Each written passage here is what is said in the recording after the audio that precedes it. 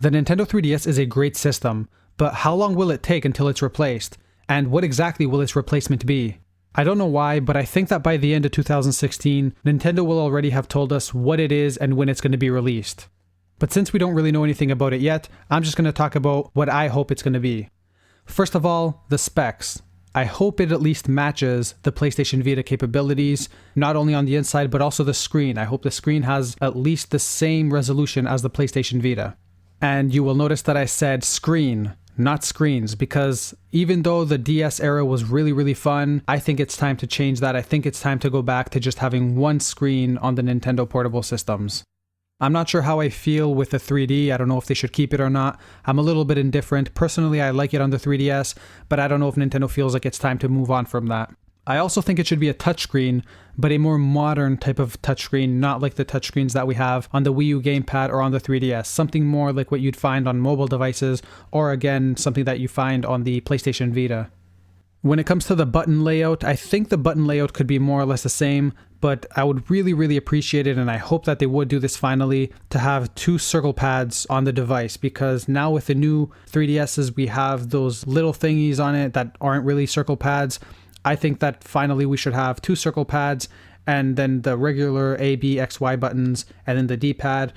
And the shoulder buttons, it could either be two shoulder buttons on each side that they have now with the new 3DSs, or something similar to what we've seen on those patents that have come out, where instead of shoulder buttons, it uses kind of like the rotating mouse wheels on the sides instead of buttons. That would be pretty cool to see how that works too.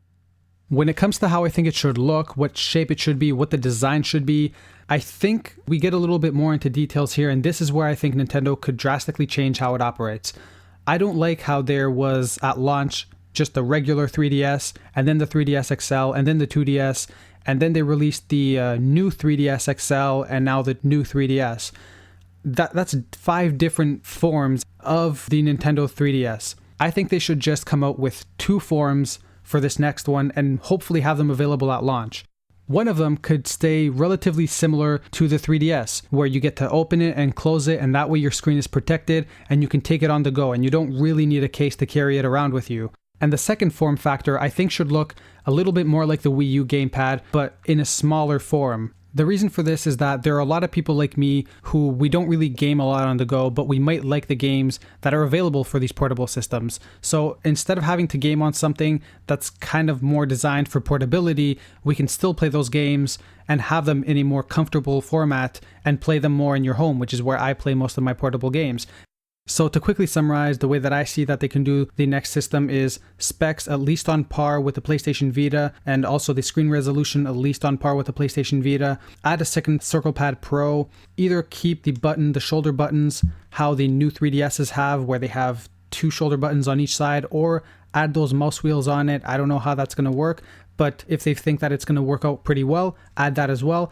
And the last important thing that I think they need to change is the form factors. We don't need so many form factors. If we're having a screen size that is finally acceptable for a device that you hold in your hand, there's no need to have an XL and a regular form. Just have one that is better for people who play more on the go, the one that closes and opens just like a 3DS, and one that's kind of like a Wii U gamepad but smaller, just for those people like me who prefer comfortability over portability and we just want to play these games at home. But of course, I also want to know what you think. Do you agree with the things that I've said? Do you have your own vision of what you think the next Nintendo handheld system is going to look like? Let me know in the comments below. Thanks for listening. So it seems like I have a little bit of extra Splatoon footage, so I'm just going to narrate over what you guys are seeing. I'm using the Kraken Splat Roller. As you can see, I tend to spend a little bit of my the beginning of the parts of the match just putting a few beacons so that when my teammates get splatted early on, they can jump right into the battlefield again. As you can see, I'm using my Kraken here, and I try to get that guy. I don't think I end up getting him. Oh, I did end up getting him over there, but then I got splatted from behind. It happens. But again, the good thing is, me and that other guy that got splatted, I don't know if he uses it or another person got splatted too, but we can jump right into the battlefield again. Almost got hit by an ink strike over there. And again, as you see, just as I land there, I put another beacon so that people can spawn there. Put another one again. I always try to have 3 beacons down so that if the enemy tries to go in and to break them, they have to get all 3 without being noticed. I'm always spraying some ink here. I try not to stay in the same spot for too long. See, there was a sniper there, and as soon as I saw him, I was like, nope. And here was a killer whale. As soon as I saw that, nope. Turn back, go do something else. I know I have to be really, really close to my enemy to be able to get him with the Kraken, with the splatter, with the roller, sorry. So I usually just try to sneak up from behind or from the side when they're not really paying attention. That guy over there is taking care of the enemy. I got my Kraken, got the special. He's leveled up. Let's see. I don't know if I end up using it before the game's done. Put another beacon. I think I might have looked at the screen, at the gamepad screen, and noticed that there was only one beacon down. Yeah, either my team was using them or they had been shot down. I think I used my... Oh, right. This is where I did something stupid. I didn't think the ink strike was going to be able to hit me. I got hit. I wasted my Kraken there.